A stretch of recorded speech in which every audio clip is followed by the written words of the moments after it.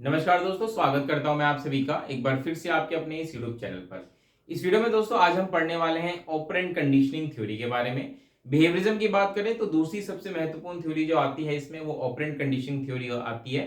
इससे पहले वाली वीडियो में हमने क्लासिकल कंडीशनिंग थ्योरी की बात की थी, जिसमें हमने समझा था कि कैसे किसी व्यक्ति का व्यवहार किसी स्टिमुलस से कंडीशन हो जाता है। इस वीडियो में भी हम कंडीशनिंग को ही समझेंगे, लेकिन किसी दूसरे पर्सपेक्टिव से। तो उम्मीद है वीडियो आपको पसंद आएगी। चलिए वीडियो की शुरुआत करते हैं, लेकिन उससे पहले आप मेरे चैनल को सब्सक्राइब कर दीजिए, इस वीडियो को लाइक कर दीजिए और दोस्तों तक शेयर कर दीजिए।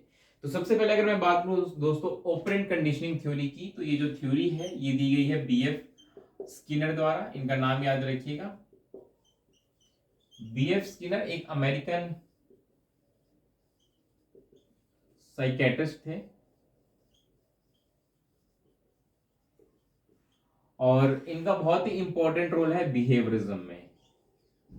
खासकर हम बात करें तो रेडिकल बिहेवियरिज्म के बारे में इन्होंने काफी कुछ कहा है, काफी कुछ बताया है। खैर, रेडिकल बिहेवियरिज्म हमारा टॉपिक नहीं है तो उस पर चर्चा करना व्यर्थ होगा। हम अपने टॉपिक तक ही सीमित रहेंगे। बात करें हम इनकी थ्योरी की, जो ऑपरेंट कंडीशनिंग थ्योरी है, तो ध्यान रखिएगा इसको और भी कई नामों से जाना जाता है। तो एग्जाम में अगर ये वर्ड्स दिखें तो उससे आपको कंफ्यूज नहीं होना है। जैसे कि ऑपरेंट कंडीशनिंग थ्योरी को इंस्ट्रूमेंटल कंडीशनिंग भी कहा जाता है, या फिर type R conditioning.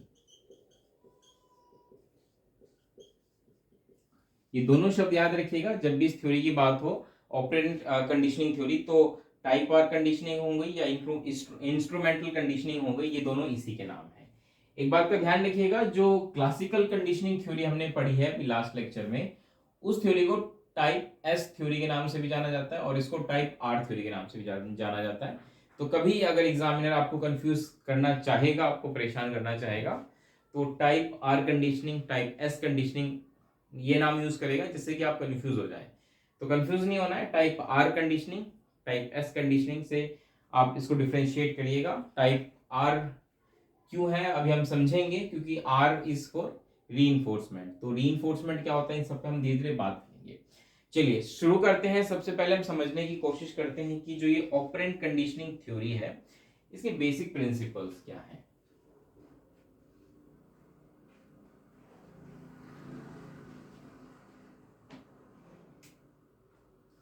Operant conditioning theory की अगर बात करूं तो इसमें जो वर्ड है ऑपरेंट, आखिर इसका क्या अर्थ है। इसका अर्थ है कि how a human operates, how a human operates to his environment. यहां पे ऑपरेट्स का मतलब होता है, ऑपरेंट्स, ऑपरेट से वर्ड बना है ऑपरेट्स। ऑपरेट्स का अर्थ होता है कि रिस्पॉन्स। आसान भाषा में मैं आपको समझाऊं तो इसका अर्थ यह है कि एक व्यक्ति किस प्रकार से अपने आसपास के इन्वायरमेंट के साथ रिस्पॉन्स करता है, क्योंकि उसके आसपास का इन्वायरमेंट एक तरीके से उसके लिए स्टिमुलस है, और उसको स्टिमुलस के प्रति उसका कैसा रिस्पॉन्स होता है, किस प्रकार से वो उन के प्रति अपना रिएक्शन देता है, किस प्रकार से वो उनसे व्यवहार सीखता है, दिस इज कॉल्ड ऑपरेट, और उसी से बना ऑपरेंट। ठीक है, आई होप आप समझ पा रहे होंगे। ऑपरेंट कंडीशनिंग का मतलब ये है कि किस प्रकार से मनुष्य अपने आसपास के इन्वायरमेंट के प्रति ऑपरेट करता है। ऑपरेट मतलब रिस्पॉन्स देता है। ठीक है, बात करें इस थ्योरी की तो ये बेस्ड है लॉ ऑफ इफेक्ट पे। लॉ ऑफ इफेक्ट यानी कि हिंदी में हम इसको कह सकते हैं प्रभाव का नियम।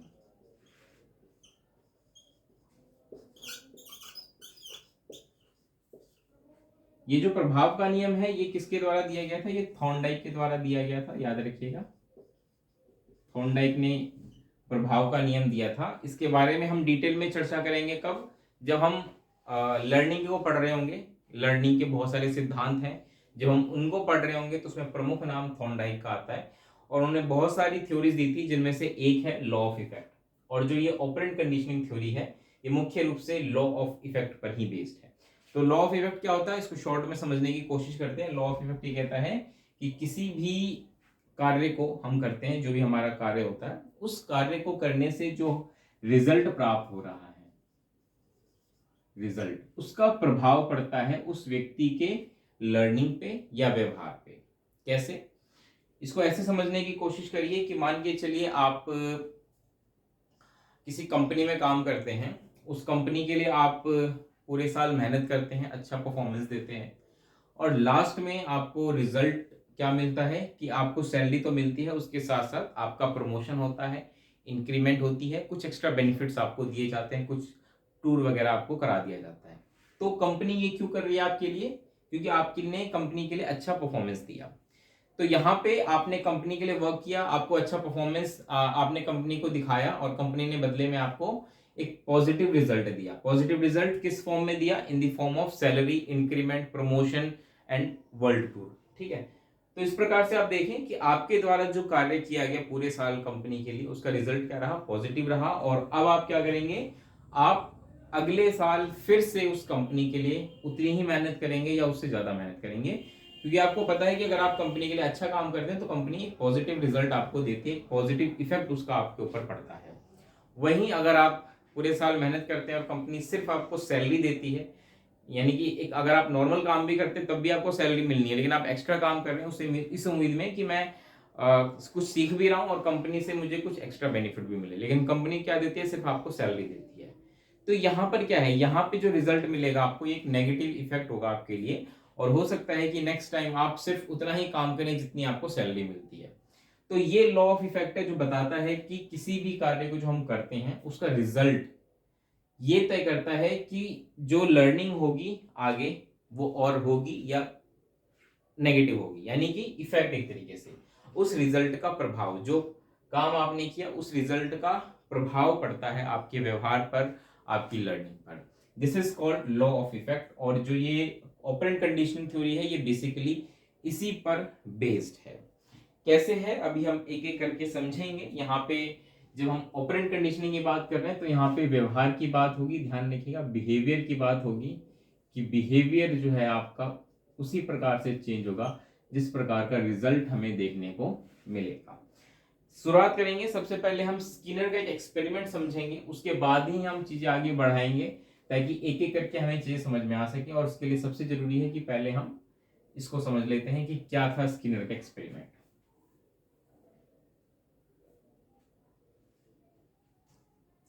स्किनर के एक्सपेरिमेंट को स्किनर बॉक्स एक्सपेरिमेंट कहा जाता है। Skinner box experiment. वैसे तो उन्होंने कई जानवरों पर एक्सपेरिमेंट किया था, जैसे पिजन, रैट, और भी कई जानवरों पर इन्होंने एक्सपेरिमेंट किया था, लेकिन मैं यहाँ पे स्पेसिफिकली बात कर रहा हूँ जो एक्सपेरिमेंट इन्होंने चूहे पर यानी कि रैट पे किया था। चूहे पर किया गया एक्सपेरिमेंट काफी फेमस हुआ था। इसके अलावा इन्होंने कबूतर, मोर, इन सब पे कुछ ना कुछ एक्सपेरिमेंट किए थे, लेकिन हम यहाँ पे सिर्फ किसकी बात करेंगे? चूहे की। चूहे को एक्सपेरिमेंट के लिए इन्होंने क्या किया था? एक खास तरह का बॉक्स बनाया था जिसको कि आप स्किनर बॉक्स कहेंगे, ये स्किनर द्वारा बनाया गया था। ये एक बॉक्स था जिसमें कि चूहे को रखा गया था। यहाँ पे कुछ एक खास प्रकार का खांचा सा बना दिया था, ठीक है, बाहर, और यहाँ पे एक छोटा सा होल सा था, यहाँ पे चूहे को अंदर छोड़ दिया गया था। ठीक है, अंदर चूहा था, उसको छोड़ दिया गया था अंदर चूहे को। ठीक है, और यहाँ पे एक लीवर सा था कुछ इस प्रकार से। अब इस चूहे को खाली भूखे रख के इस पिंजरे में, इस बॉक्स में छोड़ दिया गया था। ये बॉक्स कुछ इस प्रकार से डिजाइन किया गया था कि यहाँ पे एक लीवर होता था, उस लीवर को दबाने से जैसे ही चूहा इस लीवर को दबाएगा खाना उस चूहे को मिलेगा। ठीक है, अब सवाल ये उठता है कि चूहा कैसे ये समझेगा कि भाई मुझे लीवर को दबाना और खाना मिलेगा? चूहे को कोई बताएगा भी नहीं, चूहे को खुद से समझना है। कैसे? चूहा जब चूहे को भूख लगेगी तो खाने की तलाश में वो इधर उधर कुछ ना कुछ ढूंढने की कोशिश करेगा, इधर हाथ मारेगा, उधर देखेगा, इधर भागेगा, उधर भागेगा, और इस प्रक्रिया में क्या होगा कि उसका जैसे ही पैर लीवर पे पड़ेगा, लीवर बहुत ही हल्का सा है, हल्का सा टच होते ही वो दब जाता है और फिर खाना मिल जाता है। तो इसी प्रक्रिया में क्या होगा कि चूहे का पैर जो है वो इस लीवर पे पड़ जाएगा। ठीक है, ये है क्या? लीवर। और ये कौन है? ये है चूहा। तो इस प्रक्रिया में क्या होगा कि जैसे ही इसका पैर लीवर पे पड़ेगा इसको खाना मिल जाएगा, और उसके बाद इसी एक्सपेरिमेंट को बार बार दोहराया जाएगा। होगा क्या इस एक्सपेरिमेंट को बार बार दोहराने से कि चूहा इस बात को समझने लगेगा कि मुझे लीवर को दबाना है। हो सकता है पहली बार में तो काफी एफर्ट करने के बाद लीवर को दबाएगा, लेकिन दूसरे प्रयास में क्या होगा कि चूहा थोड़ा कम समय लेगा, उसके द्वारा किया गया जो अनर्थक प्रयास है वो कम होगा। लेकिन जैसे जैसे प्रयास हम बढ़ाते रहेंगे, जितनी बार हम इस एक्सपेरिमेंट को दोहराएंगे, हर बार क्या करेगा चूहा कम टाइम लेगा, क्योंकि चूहा इस बात को समझेगा कि हाँ लीवर को दबाते ही खाना मिल जाता है। ठीक है, ये एक एक्सपेरिमेंट था जिसमें कि स्किनर ने चूहे में खास तरीके का व्यवहार विकसित करना था। वो क्या था कि भाई लीवर को दबाओ और खाना ले लो, और चूहे ने वो सक्सेसफुली कर भी लिया। अब यहाँ पे 2-3 सवाल उठते हैं। पहला तो ये कि चूहा आखिर ऐसा क्यों कर पाया। अगर मान के चलिए चूहा सिर्फ लीवर दबाता और उसको खाना ना दिया जाता तो क्या चूहा इस व्यवहार को दोबारा दोहराता? इसका जवाब है नहीं। तो इस एक्सपेरिमेंट से एक शब्द निकल के आया, रीइंफोर्समेंट। स्किनर कहते हैं कि बच्चे के व्यवहार को सीखने में, बच्चे के द्वारा व्यवहार को सीखने में जो सबसे महत्वपूर्ण भूमिका निभाती है वो होती है रीइंफोर्समेंट, जिसको हिंदी में हम कहते हैं पुनर्बलन। पुनर्बलन। रीइंफोर्समेंट क्या है? रीइंफोर्समेंट एक तरीके की, आप कह सकते हैं एक तरीके का स्टिमुलस होता है जो कि बच्चे को प्रेरित करता है उस व्यवहार को दोबारा दोहराने के लिए। अब आप इसको ऐसे समझिए कि चूहे को भूख लगी थी और चूहे की भूख किससे शांत होगी? सिर्फ और सिर्फ खाने से। अब सवाल ये उठता है कि अगर खाना चूहे को दिया जाता है तो क्या खाना चूहे के लिए रीइंफोर्समेंट होगा? तो इसका जवाब है हाँ, खाना चूहे के लिए एक तरीके का रीइंफोर्समेंट है, क्योंकि खाने के द्वारा ही चूहे की जो भूख है वो मिटेगी और उसके बाद ही चूहा जो है उस व्यवहार को सीख पाएगा।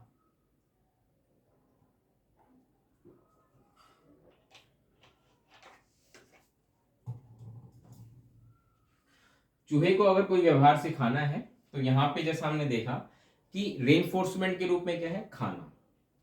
खाना एक तरीके का रेनफोर्समेंट है, क्योंकि खाना ही है जो चूहे को मोटिवेट कर रहा है इस व्यवहार को दोहराने के लिए। तो रेनफोर्समेंट एक ऐसा स्टिमुलस जिसकी वजह से कोई व्यक्ति, कोई बच्चा, कोई जानवर किसी खास तरह का व्यवहार करता है। ठीक है, ये कैसा भी हो सकता है, रेनफोर्समेंट के बारे में अभी हम डिटेल में चर्चा भी करेंगे, लेकिन फिलहाल के लिए आप ये समझिए कि स्किनर की जो ऑपरेंट कंडीशनिंग थ्योरी है उसमें सबसे महत्वपूर्ण क्या है? रेनफोर्समेंट है। अब हम बात करें क्लासिकल कंडीशनिंग थ्योरी की और ऑपरेंट कंडीशनिंग थ्योरी की, उसमें एक कंपैरिजन करें तो वहां पे अगर आपने देखा हो तो वहां पे भी एक स्टिमुलस होता है, यहाँ पे भी स्टिमुलस है। वहां पे स्टिमुलस क्या होता है? वहां पे एक स्टिमुलस होता है जिससे कि हमें उसका व्यवहार कंडीशन करना होता है, लेकिन इसके साथ साथ एक तीसरा स्टिमुलस जो कि स्टार्टिंग में न्यूट्रल होता है, वो बाद में क्या होता है, उस जानवर का व्यवहार या उस व्यक्ति का व्यवहार उस तीसरे स्टिमुलस से बंध जाता है। यहाँ पे ऐसा कुछ नहीं है, यहाँ पे कोई भी तीसरा न्यूट्रल स्टिमुलस नहीं है। यहाँ पे सिर्फ क्या है? यहाँ पे सिर्फ रेनफोर्समेंट के रूप में कोई चीज दी जाती है। ठीक है, और उसको पाने के लिए, उसको हासिल करने के लिए कोई व्यक्ति वो व्यवहार करता है। जैसे कि यहाँ पे चूहे को लीवर दबाना है, ये व्यवहार सीखने के लिए भोजन देना एक आवश्यक रेनफोर्समेंट है, क्योंकि भोजन के लिए ही चूहा यह कार्य कर रहा है। हमारे और आपके जीवन में ऐसे बहुत सारी चीजें होती हैं जिसकी वजह से हमें कोई कार्य करने की प्रेरणा मिलती है, और उसी को हम कहते हैं रेनफोर्समेंट, है ना। फॉर एग्जाम्पल ये मनी भी हो सकती है। आप में से बहुत सारे लोग तैयारी कर रहे हैं एग्जाम की। क्यों कर रहे हैं? क्योंकि आपको एक अच्छी जॉब चाहिए। जॉब तो एक तरीके की क्या है? नीड है। ठीक है, बेसिक नीड है वो सभी की, क्योंकि जॉब की वजह से क्या होगा, आप अपनी बाकी नीड्स को भी पूरा कर पाएंगे। तो जॉब भी एक तरीके की क्या है? नीड है। लेकिन उस जॉब से क्या मिलेगी आपको? रेनफोर्समेंट मिलेगी, जो कि मनी के रूप में होगी। ठीक है, पैसे के रूप में आपको रेनफोर्समेंट मिलेगी। जब आप जॉब ले लेंगे तो पैसा एक तरीके से रेनफोर्समेंट होगा, जो कि आपको मोटिवेट रखेगा हर महीने पूरे दिन काम करने के लिए। अगर मान के चलिए आपसे काम कराया जाए और आपको पैसे ना दिए जाए तो आप वो काम नहीं करेंगे। तो इसी प्रकार इस थ्योरी में भी आप देखें तो रेनफोर्समेंट के रूप में क्या था? फूड था। आई होप आप समझ पा रहे होंगे। एक एक करके अब हम आगे बढ़ते हैं। इस थ्योरी में एक चीज और है जो हमें समझना है, वो है schedule of reinforcement.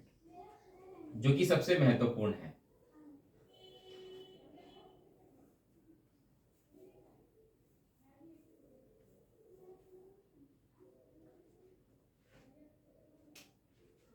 Schedule of reinforcement हमें समझने की जरूरत है, एग्जाम में क्वेश्चन इससे पूछा जा सकता है।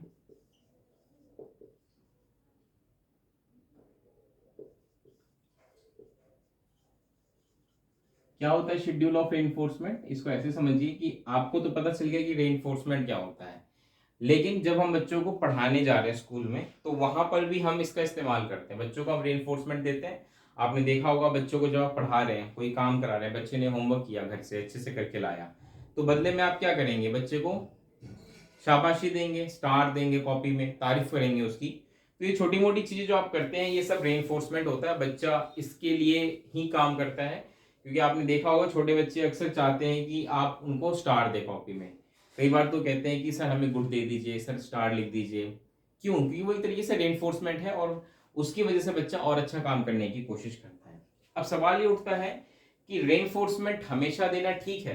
मान के चले बच्चे ने कोई छोटा काम भी कर लिया, छोटा मोटा मतलब जिसमें ज्यादा मेहनत नहीं लगती है, नॉर्मल काम भी कर लिया, और आप फिर भी उसको रेनफोर्समेंट दे रहे हैं, किसी भी रूप में चाहे दें, तो क्या ये सही है? इसी चीज को समझने के लिए हमें शेड्यूल ऑफ रेनफोर्समेंट को समझना होगा। शेड्यूल ऑफ रेनफोर्समेंट ये बताता है कि हमें कब बच्चे को रेनफोर्समेंट देना है और कब नहीं देना है। ठीक है, शेड्यूल ऑफ रेनफोर्समेंट की बात करूं, दो तरीके की होती है, ध्यान रखिएगा, कंटिन्यूअस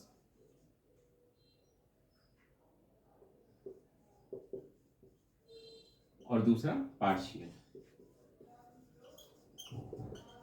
कंटिन्यूअस का मतलब तो ये है कि भाई लगातार दे रहा हूं मैं, ठीक है।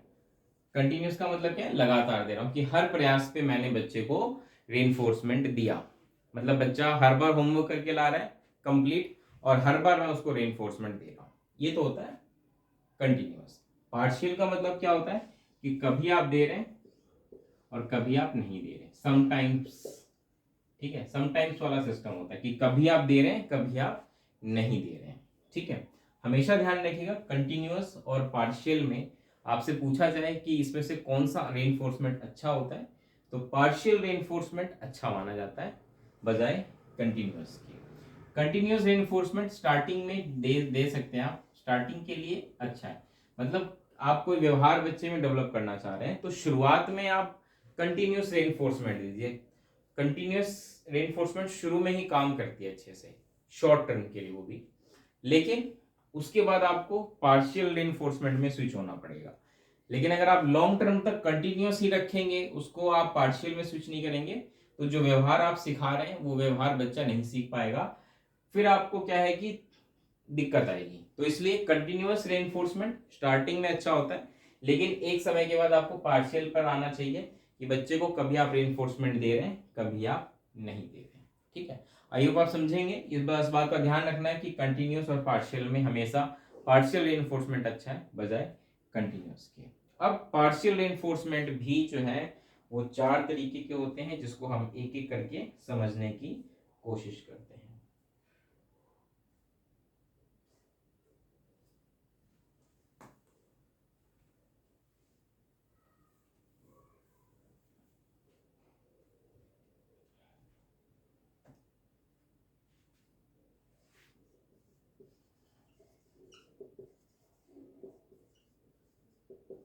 पार्शियल रेनफोर्समेंट ये चार तरीके का होता है, ध्यान रखिएगा, एक एक करके मैं समझा रहा हूं, समझ लीजिए, बहुत ही महत्वपूर्ण है। सबसे पहला होता है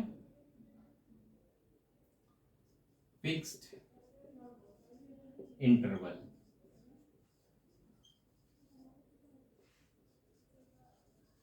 variable interval, fixed ratio and variable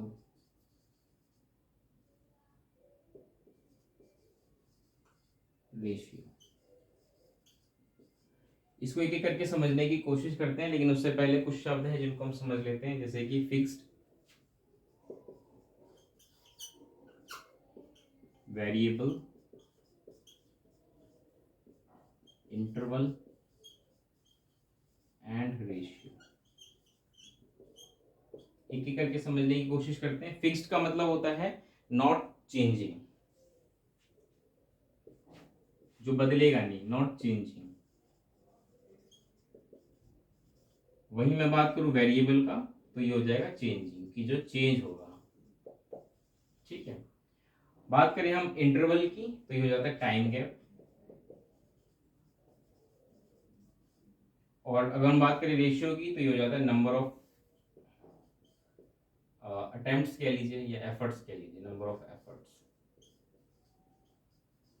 ठीक है, आई होप आप समझ पा रहे होंगे। या number of efforts, number of response, कुछ भी कह लीजिए, ये इनके बेसिक मतलब होते हैं। अब एक एक करके अगर मैं आपको बताऊं कि फिक्स्ड इंटरवल का क्या मतलब होगा। फिक्स्ड का मतलब जो चेंज नहीं हो रहा है, और इंटरवल का मतलब टाइम गैप चेंज नहीं हो रहा है। ठीक है, फिक्स्ड इंटरवल मतलब टाइम गैप जो है वो चेंज नहीं हो रहा है। अब टाइम गैप किसमें, रेनफोर्समेंट के बीच में, यानी कि आप जो रेनफोर्समेंट दे रहे हैं वो एक फिक्स्ड इंटरवल पे दे रहे हैं, फिक्स टाइम पे दे रहे हैं। फॉर एग्जाम्पल, जैसे कि आपने ये तय किया है कि मुझे बच्चे को हर महीने एक बार रेनफोर्समेंट देना है, और कब देना है वो भी आपने तय कर लिया है, तो ये कहलाता है फिक्स्ड इंटरवल। इसका सबसे बढ़िया एग्जांपल होता है जो एम्प्लॉयज की सैलरी आती है ना, वो सबसे अच्छा एग्जांपल है समझने का, कि जो फिक्स्ड इंटरवल है उसका सबसे अच्छा एग्जांपल क्या है, सैलरी। कि भाई सैलरी ये जो आ रही है ना मेरी, वो हर महीने 1 तारीख को आ जाती है। तो होता क्या है कि मेरा जो सैलरी आने का समय है वो फिक्स है, इंटरवल क्या है, फिक्स है, टाइम क्या फिक्स है, कि हर महीने की 1 तारीख को मेरी सैलरी आएगी। तो ये एक एग्जांपल हो जाएगा फिक्स्ड इंटरवल रेनफोर्समेंट का। ठीक है, इसके अंदर एक दिक्कत भी आती है। इस दिक्कत क्या आती है इसको ऐसे समझिए। फॉर एग्जांपल, आपने किसी बच्चे को कह रखा है कि आपके क्लासरूम की चेकिंग होगी, या आपका टेस्ट लिया जाएगा, कुछ ऐसे समझ लीजिए। ठीक है, फॉर एग्जाम्पल इसको ऐसे समझिए कि कोई बच्चा है, उसके टीचर्स ने कहा है कि भाई आपके रूम की चेकिंग होगी। बच्चा मान के चलिए हॉस्टल में रहता है और टीचर कहते हैं कि आपके रूम की चेकिंग होगी और देखा जाएगा कि आप कितनी साफ सफाई रखते हैं। ठीक है, और ऐसा कहा गया कि जो रूम की चेकिंग है वो हर सैटरडे होगी, फिक्स कर दिया है। ठीक है, यानी कि फिक्स इंटरवल पे होगा, हर सैटरडे चेकिंग होगी। और अगर वो पास होता है तो बदले में कुछ रिवॉर्ड दिया जाएगा उसको, और अगर वो फेल होता है तो उसको पनिशमेंट दी जाएगी। तो होता क्या है कि फिक्स इंटरवल में आप देखेंगे यहाँ पर कि बच्चा हो सकता है कि 6 के 6 दिन, यानी कि फ्राइडे, मंडे टू फ्राइडे हो सकता है कि बच्चा अपना रूम क्लीन ना करे, या संडे टू फ्राइडे हो सकता है बच्चा अपना रूम क्लीन ना करे, क्योंकि उसको पता है चेकिंग तो सैटरडे को होनी है, और बच्चा सिर्फ सैटरडे के दिन ही अपना रूम क्लीन कर ले। तो कहने का मतलब यह है कि फिक्स्ड इंटरवल में जो किसी बच्चे की, किसी व्यक्ति की परफॉर्मेंस जब रिवॉर्ड का टाइम आता है, रेनफोर्समेंट का टाइम आता है, तभी सबसे बेस्ट होती है। उससे पहले उसकी जो परफॉर्मेंस है वो इतनी अच्छी नहीं होती। ये सबसे बड़ी दिक्कत आती है फिक्स्ड इंटरवल में। ठीक है, आई होप आप समझ पा रहे होंगे। अब हम आते हैं वेरिएबल इंटरवल में। वेरिएबल इंटरवल का मतलब क्या है कि इसमें जो टाइम गैप है वो चेंजिंग है, मतलब कभी भी हो सकता है कुछ भी, मतलब रेनफोर्समेंट का कोई टाइम फिक्स नहीं है, वो कभी भी दिया जा सकता है। इसको ऐसे समझिए कि एक अधिकारी जैसे आता है चेकिंग पे, तो कभी भी बता के नहीं आता, कभी भी आ सकता है।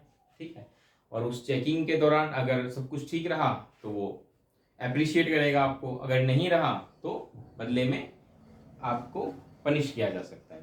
तो इस केस में आप देखेंगे कि जो टाइम गैप है वो फिक्स नहीं होता है, क्योंकि कोई भी ऑफिसर बता के थोड़ी आएगा कि मैं कल आ रहा हूँ या हर संडे आऊंगा, ऐसा नहीं होता, कभी भी आ सकते हैं अचानक से। तो ऐसे में क्या होता है कि वेरिएबल इंटरवल में क्या होता है, वेरिएबल इंटरवल में क्योंकि किसी को पता नहीं है कि कब क्या होगा, तो वो हमेशा खुद को इस चीज के लिए रेडी रखता है, तैयार रखता है।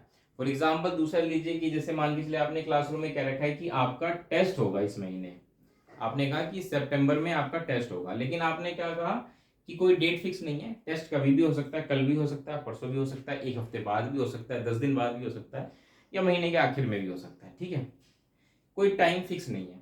अब ऐसे में क्या होगा, ऐसे में बच्चा खुद को प्रिपेयर रखेगा हमेशा, डेली, कि भाई मेरा कल भी टेस्ट हो सकता है, परसों भी हो सकता है, कभी भी हो सकता है। तो ये एक एग्जाम्पल होता है वेरिएबल इंटरवल का, जिसमें कि एक व्यक्ति खुद को हमेशा रेडी रखता है, क्योंकि इस डर से कि कब उसका टेस्ट हो जाए, उसकी चेकिंग हो जाए। तो अगर मैं आपसे पूछूं कि फिक्स इंटरवल वेरिएबल इंटरवल में कौन सा अच्छा है, तो ऑफ कोर्स आप कहेंगे कि वेरिएबल इंटरवल ज्यादा अच्छा है बजाय कि फिक्स्ड इंटरवल के। ठीक है, आई होप आप समझ पा रहे होंगे। नेक्स्ट और जो थर्ड है इसकी बात करते हैं। इसमें क्या होता है, इसमें ये कहा जाता है फिक्स्ड रेशियो। रेशियो मतलब नंबर ऑफ एफर्ट्स, कि भाई आपको कहा जाता है कि आप इतने प्रयास करेंगे तभी आपको कोई रीइंफोर्समेंट दिया जाएगा।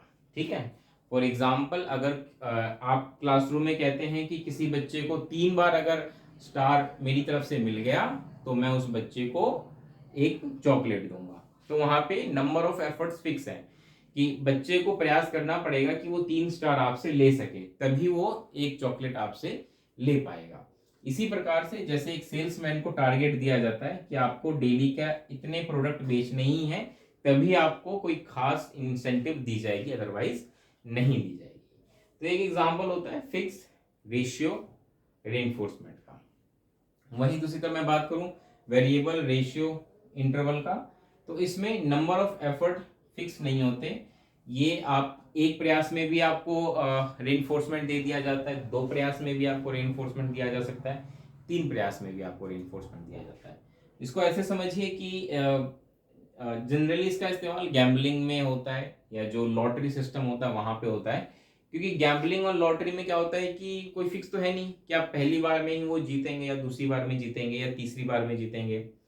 तो इस उम्मीद में कि मैं शायद अगली बार जीत जाऊं, वो व्यक्ति क्या करता है, हर बार उस गेम को खेलता है, उस लॉटरी को खेलता है, उस गैम्बलिंग को खेलता है, इस उम्मीद में कि मैं इस बार जीत जाऊंगा। और ऐसे करते करते आपने देखा होगा कि अक्सर लोग अपना पैसा लूज कर देते हैं। तो variable fixed ratio variable ratio में से अगर आपसे पूछा जाए कि कौन सा ज्यादा इफेक्टिव है, तो वेरिएबल रेशियो ज्यादा इफेक्टिव होता है। फिक्स्ड रेशियो में तो फिक्स है कि भाई आप 3 एफर्ट करेंगे, जैसे एग्जांपल लिया था हमने कि 3 बार स्टार लेने के बाद ही चॉकलेट मिलेगा। यहाँ पे फिक्स नहीं है, पहले बार में भी मिल सकता है, दूसरे बार में भी मिल सकता है, तीसरे बार में या 10वें बार में भी मिल सकता है। तो इस उम्मीद में कि मुझे शायद इस बार मिल जाए, वो व्यक्ति अच्छा परफॉर्म करने की कोशिश करता है और उसको खेलता है। इसलिए अगर आपने देखा हो कि गैम्बलिंग वगैरह का जैसे मैंने एग्जांपल लिया, तो लोग एक बार गैम्बलिंग में चले जाते हैं तो क्यों फंस जाते हैं उसमें, उसका रीजन ही यही होता है। साइकोलॉजिकली सोचिए, उसका रीजन ही यही होता है, दैट इज वेरिएबल रेशियो, कि इस उम्मीद में कि शायद मैं अगली बार जीत जाऊं, वो हर बार उस गेम को खेलने की कोशिश करते हैं। ठीक है, तो this was the schedule of reinforcement. I hope आपको समझ में आया होगा। इस वीडियो में इससे ज्यादा कुछ है नहीं, आप यूं समझिए कि टॉपिक जो है ऑपरेंट कंडीशनिंग थ्योरी, इसमें बस आपको इतना ही चीजें पढ़ने की जरूरत है कि आपको बेसिक पता होना चाहिए कि ऑपरेंट कंडीशनिंग में रेनफोर्समेंट की बात की जाती है, रेनफोर्समेंट सबसे इंपॉर्टेंट होता है। इसके साथ साथ आपको शेड्यूल ऑफ रेनफोर्समेंट पता होना चाहिए कि ये कौन से 4 तरह के शेड्यूल होते हैं रेनफोर्समेंट के, और हो सके तो एग्जाम्पल के थ्रू इनको याद करने की कोशिश करिएगा। एग्जाम में अगर आपसे कंटिन्यूअस और पार्शियल, जैसे कि मैंने इससे पहले आपको कराया था कंटिन्यूअस एंड पार्शियल, इनमें अगर पूछा जाए कंपैरिजन की कौन अच्छा है, तो हमेशा पार्शियल अच्छा होता है, कंटिन्यूअस नहीं होता। लेकिन आपसे पूछे कि शॉर्ट टर्म के लिए या बिगनिंग में कौन सा अच्छा है, तो कंटिन्यूअस अच्छा होता है, पार्शियल अच्छा नहीं होता। बिगनिंग में कंटिन्यूअस अच्छा होता है, एक समय बाद जब वो हैबिट डेवलप होनी शुरू हो जाती है तो फिर पार्शियल दिया जाता है। और अगर पार्शियल में भी 4 टाइप होते हैं और इनमें से कौन सा अच्छा होता है, तो इंटरवल वाले में फिक्स और वेरिएबल वाले में से वेरिएबल इंटरवल, इसी प्रकार फिक्स रेशियो और वेरिएबल रेशियो वाले में से वेरिएबल रेशियो वाला अच्छा होता है। इन चीजों का ध्यान रखिएगा, इससे ज्यादा इसमें कुछ है नहीं। उम्मीद है कि आपको समझ में आ गया होगा। बिहेवियरिज्म में यही तो इंपॉर्टेंट थ्योरी है आपके एग्जाम पॉइंट ऑफ व्यू से, इससे ज्यादा इसमें कुछ है भी नहीं जिसके लिए आपको परेशान होना है, ज़्यादा इससे बात पूछा भी नहीं जाएगा। नेक्स्ट हम वीडियो में शुरुआत करेंगे लर्निंग एंड लर्निंग थ्योरीज को, जिसको हम समझने की कोशिश करेंगे। उम्मीद है वीडियो आपको पसंद आएगी। वीडियो को लाइक करिएगा, शेयर करिएगा, चैनल को सब्सक्राइब कर दीजिएगा। मिलते हैं अगली वीडियो में दोस्तों, तब तक के लिए नमस्कार, धन्यवाद।